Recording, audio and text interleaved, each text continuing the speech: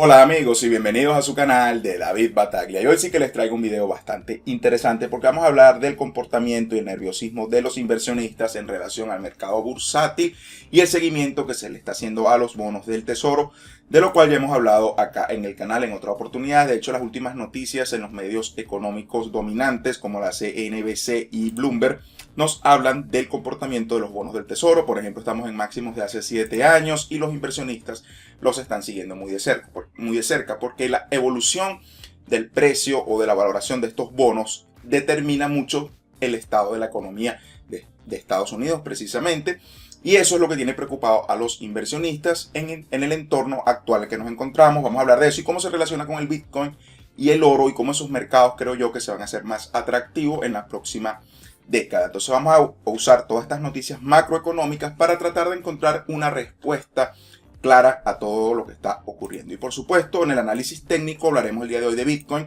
y de la situación de por qué seguimos en esta poca o baja actividad de trading que está afectando sin duda alguna pues los resultados y la paciencia que muchas personas pueden obtener a la hora de hacer trading. Vamos a hablar de Tron, Ripple, ADA, Bitcoin Cash, que creo que están dando algunas señales de trading que son interesantes. Vamos a hablar del SP500, de la volatilidad del mercado, por supuesto del oro también. Entonces, vamos a comenzar con el aspecto de las dos noticias que están en la CNBC y sobre lo que hablan en Bloomberg del rendimiento del tesoro o de los bonos del tesoro en 10 años, ¿no? Ese es el bono en el que nos vamos a centrar el día de hoy. Yo creo que hay 3 factores por el cual el mercado está preocupado. Número 1, el aumento del riesgo geopolítico y que ese riesgo siempre ha beneficiado de alguna manera al oro. El aumento de la inflación en Estados Unidos, el segundo aspecto macroeconómico más importante, y los máximos en el mercado de bonos que no se veían desde el año 2011. También quería mostrarles por qué va relacionado el oro y el Bitcoin. Fíjense que para las fechas en que el oro entra en esta banda lateral por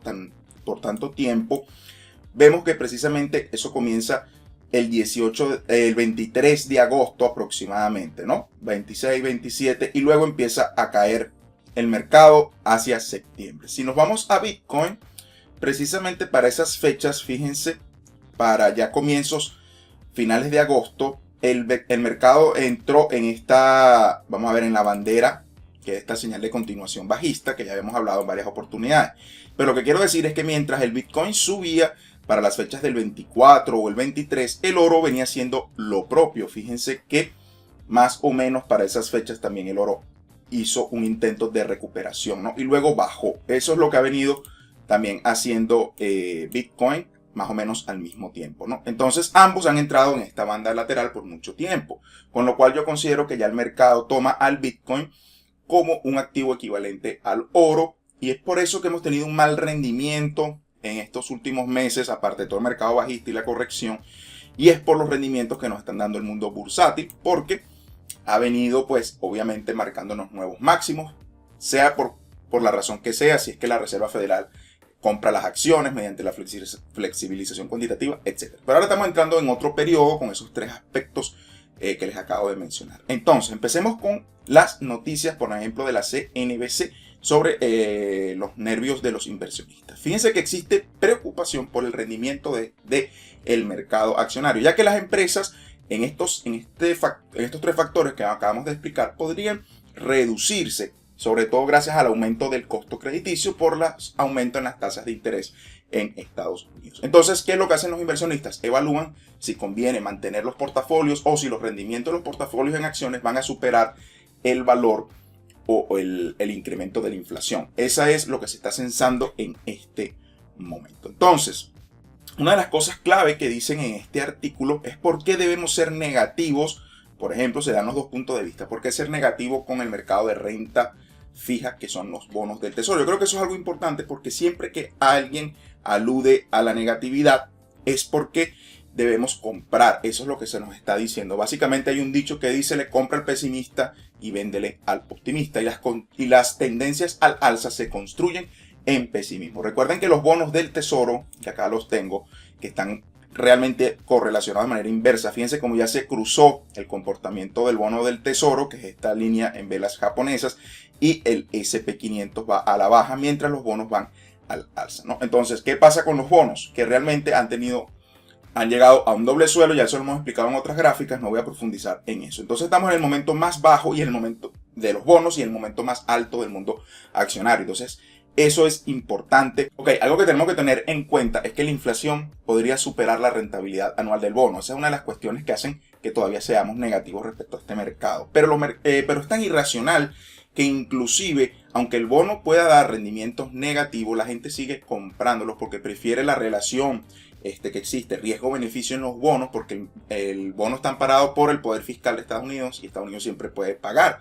Entonces, eso hace que sea, a pesar de todo, que los rendimientos negativos sea más atractivo que el mercado bursátil, que ya deje de dar rentabilidad o pueda tener una mayor volatilidad, con lo cual puedes incurrir en mayores pérdidas. De hecho, yo les voy a dar un ejemplo de cuando ocurrió esto en el pasado. En los años 70, en la década del 70 al 79, en esa época el rendimiento anual del S&P fue alrededor del 2.4% anual, mientras que los índices de precio al consumidor subían más del 3.3%. Es decir, la inflación ya había superado el rendimiento del S&P 500. Es decir, que un inversor que hubiera comenzado con $100 en los años 70, al final, en el año 79 aproximadamente, hubiera retirado unos $125 de beneficio. Pero si vamos a los años 70, al comienzo, con $100 hubiéramos comprado algo, ese mismo producto en el mismo periodo de tiempo hubiera terminado costando unos $200. Por lo tanto, la rentabilidad del S&P 500 fue menor a la de la inflación. Eso ya ha ocurrido. Y esto ocurre porque en los periodos de inflación a los que todo el mundo teme que vamos a entrar, y eso tiene que ver con la política monetaria que está teniendo ahorita Estados Unidos, que es lo que ya hemos venido viendo en los últimos videos. Entonces, ¿qué pasa con las empresas y el rendimiento de sus acciones? Cuando hay inflación, los costos de producción suben incluso más rápido que la misma capacidad de estas empresas para adaptar o subir sus precios, con lo cual su margen de ganancias se ven severamente afectados. Y eso en el mundo accionario es una mala señal, y cuando eso ocurre, entonces empiezan las caídas bursátiles. Eso es algo realmente normal. Entonces, si a ese escenario le sumamos que ya tenemos medidas proteccionistas y aranceles, tenemos un aspecto geopolítico complicado entre Estados Unidos y China, hace pensar que habrá muchas dudas sobre el futuro, tanto del consumo interno en Estados Unidos, el valor del dólar que va en aumento y las posibles ventas y rendimientos de todo este sistema de empresas del S&P 500. Entonces yo creo que esos son fundamentales muy negativos y que coinciden justamente con el final de una tendencia alcista de 10 años de manera ininterrumpida, con lo cual la corrección bursátil es importante. Ahora, ¿por qué esto nos interesa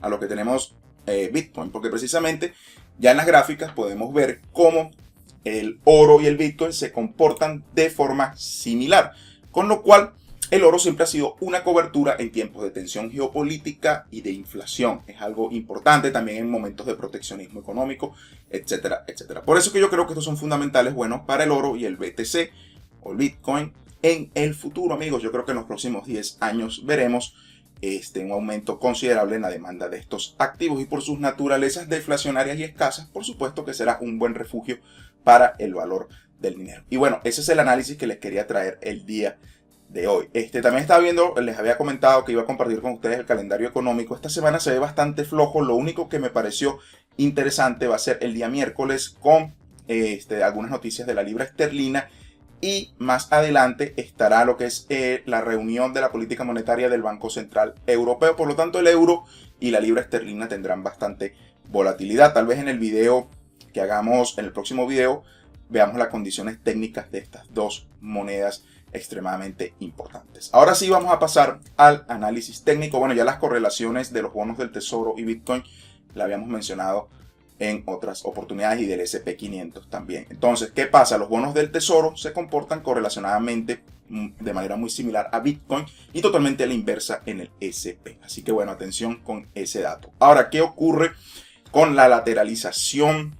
Y bueno, hasta ahora parece ser un falso positivo en la ruptura de línea de tendencia diaria, amigos. Yo también quiero aclararles que, aunque pueda parecer muy frustrante la información que se entrega desde el punto de vista técnico, sepan que normalmente en el trading se dan muchísimas situaciones en que líneas de tendencia, tanto al alza como a la baja, y figuras chartistas, puede que en un momento dado no se comporten de acuerdo a lo que se supone debería ser la interpretación de una ruptura, etcétera. Esas son condiciones del mercado. Simplemente el estudio técnico trata de hablarnos de probabilidades de qué podría ocurrir en un dado o determinado escenario, ¿ok? Entonces no son unas cuestiones que se puedan decir son 100% absolutas, que cuando veamos la ruptura en la línea de tendencia no se nos va a devolver el precio. Eso es algo importante. ¿Cuál es el secreto en mi experiencia en el trading? Y esto lo digo para evitar que las personas tengan una idea errónea de qué se trata el análisis técnico y el trading. Normalmente uno lo que tiene que hacer es tratar de tener una estrategia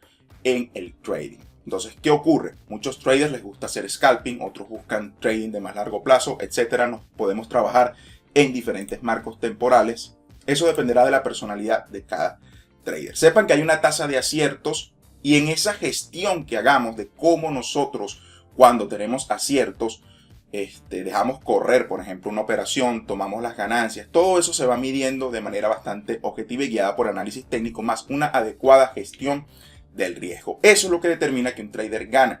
No cuántas veces realmente se confirma una ruptura o una figura chartista, etcétera. No se trata de eso. Se trata de cómo gestionamos la pérdida, que tienen que ser, siempre las operaciones deben tener su stop loss y llevar una relación riesgo-beneficio. Esos estudios siempre se hacen antes de entrar al mercado. ¿Qué es lo que yo noto en muchas personas y en internet cuando hablan del trading y el análisis técnico? Es un gran desconocimiento de este tema, y no quiero decir que uno deba convertirse en un gurú, pero si realmente ya tienes experiencia y vas acumulando horas y horas viendo los mercados y cada vez vas puliendo más tu sistema de trading, llegarás a la misma conclusión que te digo yo, porque es que no hay otra alternativa a la hora de analizar los mercados. Hay quienes dicen que son las ballenas que los mueven. Es cierto, las ballenas están en todos los mercados de criptomonedas, accionario, los metales, forex, etc. Nosotros simplemente tenemos que tratar de interpretar qué es lo que va a hacer la ballena y tratar de tomar algún beneficio. Sepan que los mercados son altamente riesgosos y hasta el 80% o más de las personas pierden dinero de manera constante. Y en mi opinión se basa en que no tenemos una estrategia. Con lo tal, por lo tanto, todo lo que digamos o lo que diga yo en el canal, hablando de análisis técnico, no se puede tomar como una verdad absoluta y que va a ocurrir de esa manera. Simplemente son probabilidades. Amigos, tenemos que entenderlo de esa forma. Si no eres capaz de verlo de esa manera, pues es mejor que no utilices o no hagas trading, sino que uses otras maneras de ahorro. Ya yo he explicado en mi canal por lo menos la técnica del dollar cost average, que es una forma de ahorro e inversión que no requiere conocimientos ni trabaja con la psicología del trading o la gestión monetaria. Eso es importante, amigos. Así que bueno, quería hacer ese pequeño paréntesis antes de proseguir con la explicación de lo que está ocurriendo en el mercado. ¿Qué ocurre? Fíjense que Bitcoin aumenta un poco el volumen cuando nos rompe precisamente la línea de tendencia diaria. Pero ¿por qué el precio se devuelve casi en su totalidad? Podemos ver que hay una apatía muy fuerte sobre esta área o nivel de precio. Yo diría que, bueno, sobre todo acercándonos a los $6.800, eso es lo que está ocurriendo. De hecho, si nos vamos a los marcos temporales y usamos nuestro indicador de volumen, vemos que efectivamente el precio llega hasta un punto y luego el mercado baja por la apatía. Y una vez que el mercado baja hasta cierto punto, parece que hubiera un grupo de personas que en ese punto, o los nerviosos, empiezan a salirse con más fuerza y aumenta el volumen. Pero vean que la primera corrección inicial siempre se nos da con poco volumen, como ha ocurrido en todas las situaciones. Y cuando el precio llega a un punto más bajo, es cuando realmente aumenta el volumen y luego vemos un retroceso en esa área, ¿no? Entonces, eso es lo que está ocurriendo. Si no conseguimos fuerza compradora o ánimo comprador, después de cada ruptura tendremos una situación desde el punto de vista técnico bastante difícil. Y esto ocurre porque estamos en un mercado sin tendencia. Estamos lateralizados durante semanas. Eso ya lo hemos explicado en las gráficas de mayor plazo, como por ejemplo la gráfica semanal. Estamos lateralizados. Cuando un mercado no lleva tendencia, se hace inclusive más difícil tratar de anticipar los próximos movimientos. Hasta que no veamos una ruptura clara, por supuesto que el análisis técnico se hace menos efectivo. Esa es una de las cosas que hay que entender y de lo que está pasando ahorita en el mercado. Por lo tanto, seguimos, y esto ya lo he reiterado muchísimas veces, en una zona de acumulación. Pero los movimientos explosivos siempre guardan una especie de relación al momento de acumulación previo. Fíjense que durante años Bitcoin estuvo en una tendencia lateralizada con algunos máximos, pero realmente la actividad estaba muy bien definida en un cierto rango de precios. Pero luego eso cambió y después de toda esta área de acumulación vemos que el mercado alcanzó nuevos máximos. Eso es lo que mucha gente no entiende no saben distinguir cuando estamos en un área de acumulación, de distribución o en una tendencia. Entonces es importante distinguir eso. Por ahora seguimos en esta fase y hasta que no veamos movimiento, ya lo había explicado, sobre los $8.500 entre este máximo y los 12.000 y los $10.000, no veremos un cambio de tendencia. Por lo tanto, las señales de trading que se puedan dar son poco efectivas. Ya yo he explicado bastante qué tenemos que esperar en los dos escenarios que se nos pueden plantear. Uno, desde el punto de vista de este triángulo de configuración ascendente, hay que esperar para entrar al mercado que se rompa por el área de la resistencia. Eso es algo clarísimo. Y determinar los objetivos de trading y gestionar nuestra cuenta para saber cuál va a ser la relación riesgo-beneficio que podría traernos ese trade. Muy importante. Hay que planificar esto, amigos, y simplemente no podemos andar por allí sin una estrategia clara en los mercados. También a la gente le encanta sobreexponerse y siempre están buscando todos los días entrar en el mercado, amigos. Eso a veces no es bueno y eso lo viene demostrando ahorita el cripto, amigos. Así que bueno, esas son las recomendaciones esenciales. ¿Qué pasa si ahorita hubiera un pánico vendedor porque continúa bajando el precio?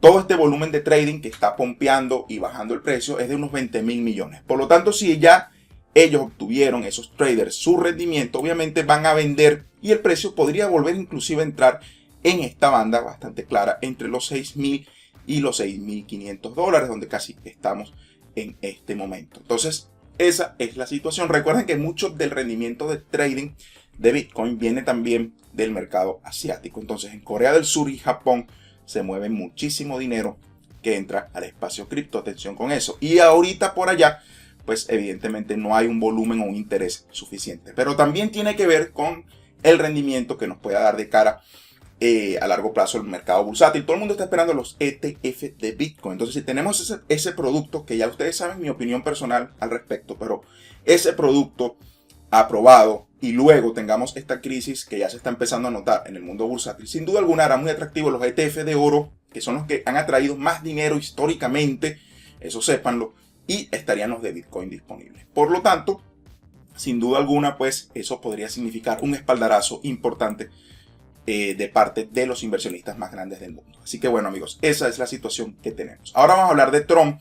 Fíjense que en una hora, bueno, hemos tenido un retroceso interesante con muy bajo volumen, es decir, cero fuerza compradora sobre este sitio, formándonos una bandera de configuración alcista. Es decir, el mercado, fíjense que tiene bastante volumen en el asta de la bandera, luego en el área de consolidación contra tendencia, es decir, va bajando mientras esperamos que el precio suba, debería de rompernos por el área de la resistencia y aumentar nuevamente el volumen. Ahí tendríamos configurada y correctamente confirmada la bandera. Entonces, para los objetivos de trading, en este caso, podemos tomar el movimiento anterior o el asta de la bandera, que una vez que rompa, según el análisis técnico, rompa el área de resistencia, nos llevaría por lo menos a los 459 o 450, establecería yo, satoshis. Si la bandera, como les digo, son probabilidades, falla y el precio baja, obviamente buscará el soporte y romperá y volveremos a los mínimos anteriores. Esa es la manera de analizar si realmente vale la pena hacer este trade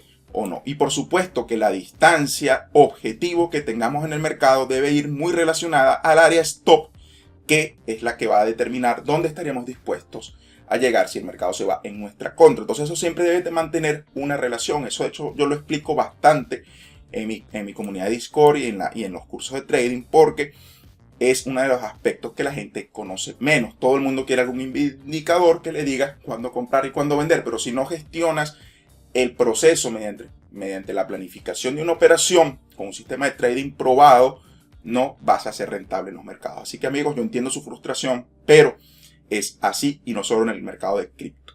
Ahora vamos a hablar de Ripple. Fíjense que Ripple también tuvo un rendimiento y ya ha entrado obviamente en una banda lateralizada. Ya hemos explicado que no se debe operar este tipo de bandas. ¿Cuáles son los escenarios? Debemos esperar a que se rompa y el precio de Ripple continúe al alza. Ya nos ha corregido un 61%, lo cual es bueno porque este es el nivel más común de corrección.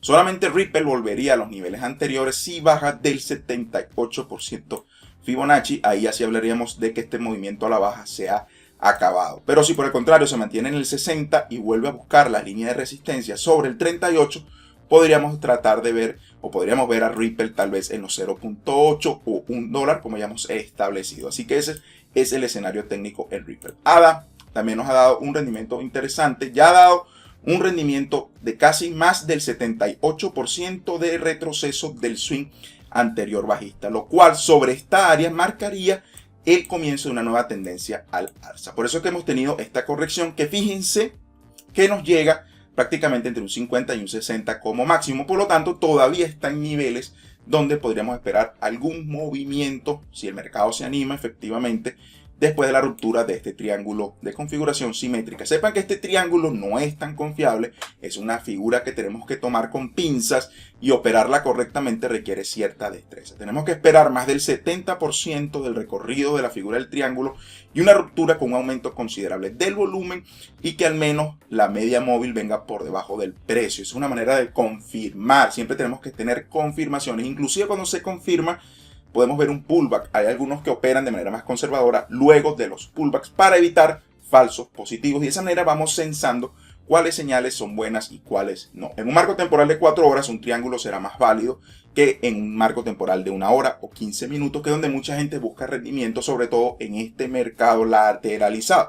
Cosa que yo no recomiendo en absoluto. Y ahora vamos a hablar de Bitcoin Cash, que nos ha montado una especie de cuña que también es una figura de continuación de tendencia. La ha roto sin volumen. Fíjense el pullback que está teniendo, que está volviendo a buscar el nivel de la ruptura. Entonces, ¿qué se hace? No se opera hasta que veamos que el precio realmente pase los máximos anteriores con volumen. Con lo cual, de esa manera vamos descartando y mejorando nuestras posibilidades de ganar dinero en el mercado, amigos. Y finalmente vamos a hablar de la situación técnica del SP, que está bastante volátil. Fíjense que ahorita nos está rompiendo un canal bajista que teníamos en 30 minutos, un marco temporal donde pueden verse cambios muy rápidos. Pero a mí me gusta buscar es en los marcos temporales de 4 horas. Ya habíamos hablado del triple techo, cómo se confirmó y cómo el precio ha venido bajando de manera cada vez más agresiva con base. Si este escenario, que es el del cual hemos venido hablando a nivel económico, se termina de confirmar en los próximos meses con la acumulación de problemas en las economías mundiales y las políticas monetarias que vamos a empezar a ver a partir del año 2019, pues evidentemente esto debería seguir bajando. Esto es un trade que toma muchísimo tiempo porque el mercado accionario es lento en comparación con el mercado cripto. Así que bueno, atención con esto, ya estamos en máximos bursátiles y entrar en corto en este periodo bursátil tiene sentido dada la escalada que ha dado en los últimos 10 años el mercado. Fíjense, esto ha sido todo por la intervención de la Reserva Federal. Por lo tanto, ahorita en esta área psicológica cerca de los 3.000 puntos, apenas estamos comenzando a ver ese movimiento a la baja. Y también tendríamos la situación del oro, que está súper lateralizado, no se puede operar hasta que no veamos un movimiento sobre los $1.215 aproximadamente, amigos. Así que bueno, el rendimiento del oro va a estar bajo muchísima presión a medida que los inversionistas empiecen a entrar en pánico si ocurre algún desplome bursátil importante. Y bueno, amigos, eso es lo que quería compartir con ustedes el día de hoy. Si les ha gustado el video, suscríbanse al canal, denle me gusta, eso apoya pues el trabajo que vengo haciendo, amigos, y nos vemos en una próxima oportunidad. Hasta luego.